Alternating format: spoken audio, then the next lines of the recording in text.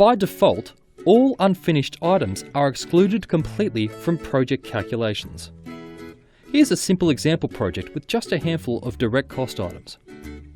The resource usage in these unfinished items is excluded from the resource usage information seen in the Resource Explorer, and the costs are also excluded from the project summary window.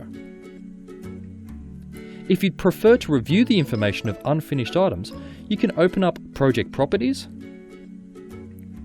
Access Calculations, and check this option to display values of unfinished items. This will allow you to review the estimated rates and totals of each of your unfinished items, and you'll see this information included in summations on the schedule. And you can now review resource usage information in the Resource Explorer and reports. And these items will be included in the project summary information. Because the items remain unfinished, this will not trigger a spread calculation.